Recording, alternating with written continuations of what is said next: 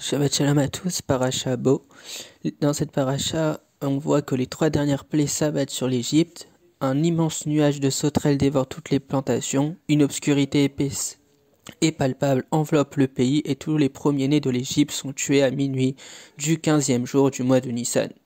Dieu ordonne la première mitzvah au peuple d'Israël, établir un calendrier basé sur la renaissance périodique de la lune.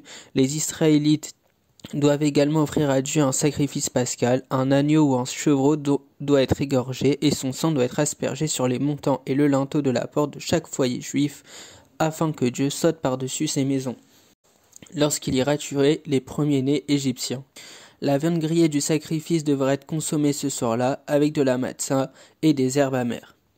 La mort des premiers-nés finit par briser la résistance de Pharaon et il renvoie les enfants d'Israël de sa terre. Ils partent en telle hâte que leur patte n'a pas le temps de lever et le seul pain qu'ils peuvent emporter est de la matzah.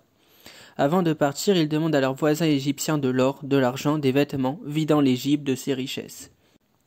Les enfants d'Israël reçoivent le commandement de consacrer tous leurs premiers-nés et de célébrer l'anniversaire de l'Exode chaque année en éliminant tout le vin de leur possession pendant 7 jours, en mangeant de la matzah et en racontant l'histoire de leur délivrance à leurs enfants.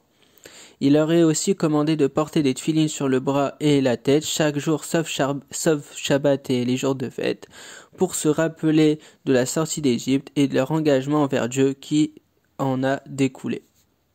On va maintenant avoir une réflexion sur un passouk de la paracha.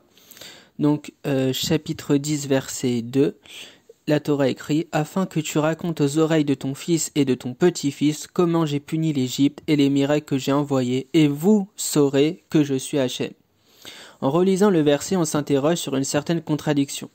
La Torah commence à parler des enfants et petits-enfants, mais conclut que nous serons alors qu'Hachem est notre Dieu.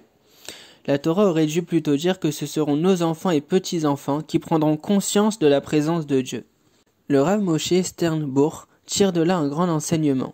La meilleure façon d'inculper à nos enfants la voie de la Torah est de se renforcer nous-mêmes dans la connaissance et la prise de conscience de la présence divine. En effet, rien ne permet de mieux éduquer et de renforcer la foi de nos enfants que l'exemple des parents accomplissant les mitzvot et étudiant la Torah. Ainsi, si quelqu'un sent que ses enfants ne suivent pas la voie qu'il essaye de leur inculquer, il est possible qu'il doive lui-même se renforcer dans sa émouna et sa pratique des mitzvot, afin d'arriver à influencer ses enfants et à leur transmettre un exemple vivant de ce qu'il espère pour eux. Shabbat Shalom à tous et plein de bonnes choses.